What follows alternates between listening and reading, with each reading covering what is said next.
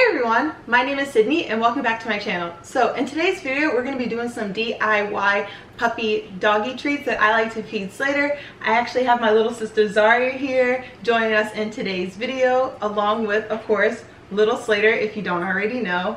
He's, as usual, hanging out, chilling out with his auntie. If you're new here, thank you so much for clicking on this video. I really hope that you will subscribe, give this video a thumbs up because that will definitely help out this channel in the long run. And if you're returning, welcome back. So these are just some of the treats that I personally like to feed Slater. I'm no food expert when it comes to dogs, nor do I ever claim to be.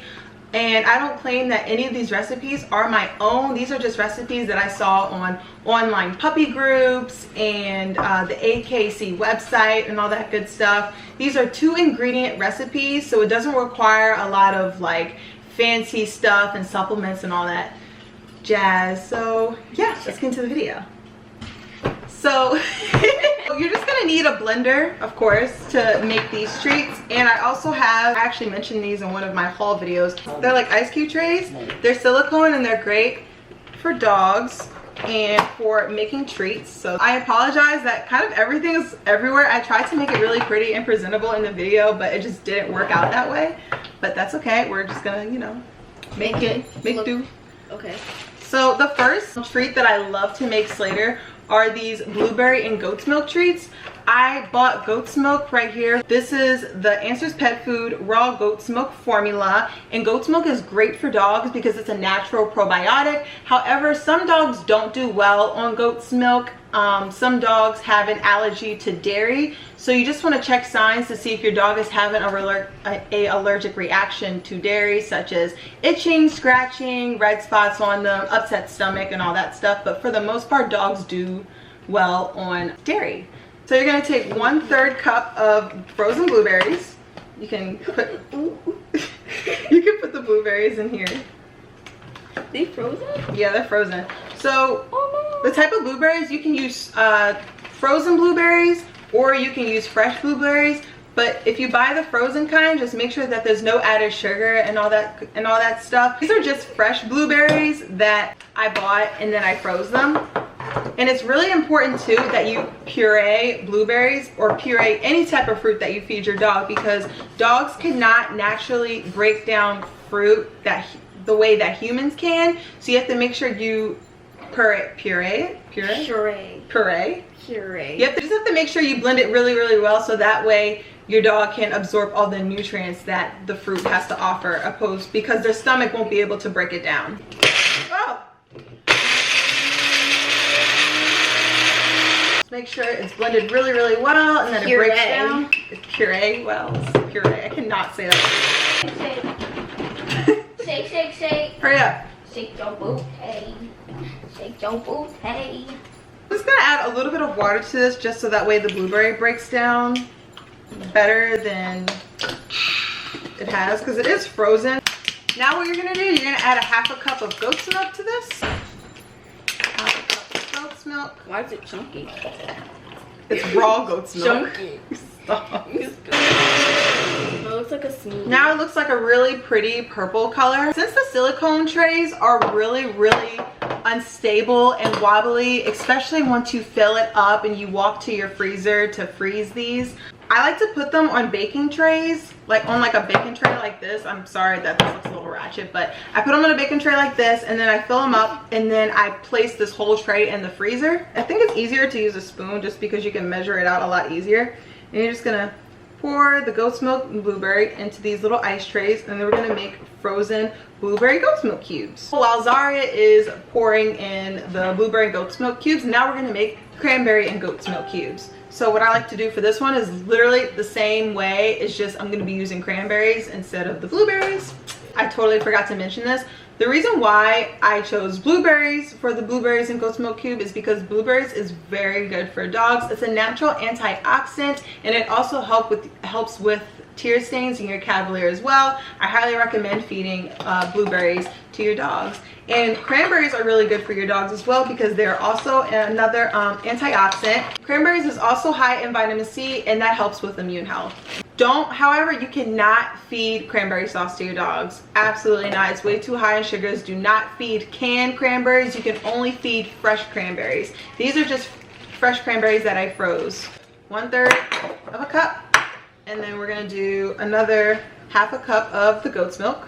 I should have blended the cranberries before I put the goat's milk in, but it really honestly doesn't make a difference. And there we have it. Now we have cranberry and goat's milk for our cranberry and goat's milk cubes. And that's for Zaria to pour in the trays. Thank you, love you. So the next recipe I'm gonna be doing is pumpkin and goat's milk treats. I love feeding pumpkin and goat's milk treats just because you kind of get the best of both worlds. You get the best of the fiberness that comes from the pumpkin as well as the probiotic that comes from the goat's milk. However, I only feed these cubes when I notice that Slater's stool is a little bit off. Pumpkin is a great ingredient to feed your dog because pumpkin helps with constipation and it helps with firming up your dog's stools, and everybody loves a firm dog stool. And when you buy your pumpkin, make sure that it's 100% pumpkin. You don't want anything with added sugars, none of that stuff. You want 100% pumpkin when you make this recipe. And well, in general, you want 100% pumpkin when you feed it to your dog. 1/4 cup of pumpkin for this recipe. 1/3 cup of goat's milk. Jesus Christ. Ta-da! Open this thing. You need help opening it? Shut up, you made it too. Muscle. You need me, always. You did a really good job pouring these in here like this, sorry. I'm very proud of you. I ain't pour that one. You didn't pour this one? You poured that one. I did. Oh, I did pour that one. That's why it looks so perfect. It's like, no, you're perfect. I also read online that if you add black pepper, just a little bit of black pepper, to your dog's treats, and the treat has a lot of good ingredients for the dog, it will help the dog absorb it better. But I don't know if that's true. I just read that online and someone's like, oh, you guys have to add a little dash of black pepper, it will do wonders. But that makes me nervous because then I read other articles saying that black pepper isn't good for dogs. So it's just, it's always a constant debate of what's good for your dog and what's not good for your dog, you know what I mean? It's just, I don't know. Have you ever added black pepper? No, I never added black pepper because I've been too scared. Yeah, it's probably good to stay safe than just take the risk for it. Exactly. I just rather just stay safe and just not even risk it, to be honest. Okay. So the next treat that I'm going to be making is a little bit of a fun treat. I've never made this before. I thought Slater would love it. It's going to be peanut butter and banana treats. Banana? Banana. Here's the thing when it comes to peanut butter and dogs. You can totally feed your dog peanut butter. However, you have to make sure it does not contain the ingredient xylitol, if I'm pronouncing it right. Xylitol is an artificial sweetener that is very deadly for dogs, unfortunately. It can make them very, very sick. So this one is xylitol free. Obviously, it's by Kong. Really great. Kong's is probably the best at toys. I love Kong toys, yeah. They don't break. They're hard to break. Mm-hmm. They can't break, but they're really, really hard to break it. And that's good for Slater because Slater always be breaking his toys. Facts. And bananas are really good for dogs as well because obviously the potassium. 1/8 of a cup of peanut butter I think will be good. Yeah. Not coming out right.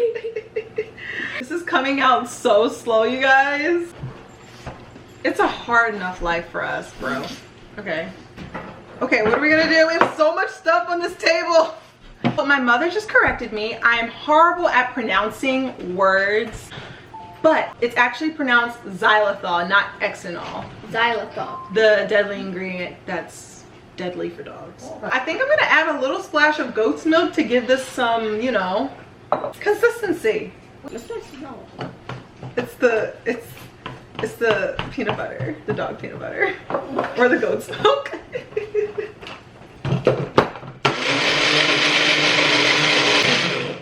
Cool, so now we just blended it and it looks really well mixed together. The last recipe that I'm gonna be doing is I'm gonna be doing a pumpkin and carrot and goat's milk to give it a little bit more consistency.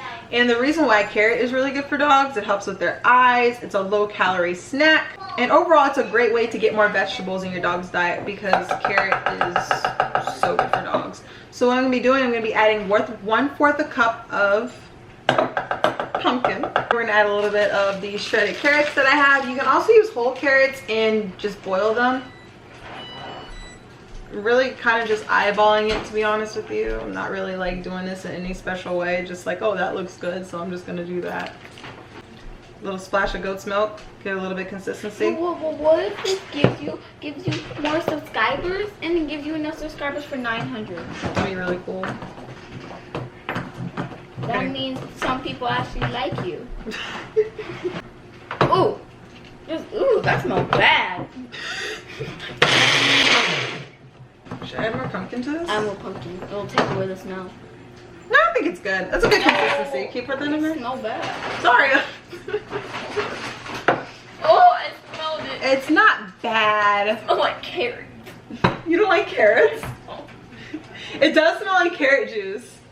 Oh, this It totally smells like carrot juice. Actually, I don't like carrot juice. I apologize for not being a lot more organized. This was kind of I wouldn't say this was a messy video. It's just more of like a casual video of just me and my sister on a snow day making some dog treats and all that good stuff. And Zaria's so So normally what we do is once we finish filling up all of the ice cube trays, we put them in the freezer, lay it flat for about like 5 or 6 hours until it's totally frozen, and then I divide the puppy treats in Ziploc bags by obviously labels of what they are. And then I just store them in the freezer, and then these treats probably last me for like a few weeks, for like a good couple of weeks. These treats definitely last me. Slater is not a picky eater whatsoever. He loves anything and everything. He'll eat toilet paper if I give it to him. Slater is super excited about his. You filled them up way too high. They're too thick. They're way too thick. They're too thick. You have to no, use the spoon and just scrape it into the next hole. Then it looks stupid. Scrape it into the next hole. Oh my gosh. You know how like you guys bake a cake and you feed like your toddler or your kid the spoon of the frosting when you bake the cake? That's not healthy. I'm feeding Slater the spoon of the pumpkin. You're a cute boy. So yeah, I guess that concludes this video. Thank you so much for watching. I really hope that you will subscribe, give this video a thumbs up, because that will definitely help out me and Slater in the long run. I make new videos every single Monday, and I'll see you guys in the next one. Bye. Guys.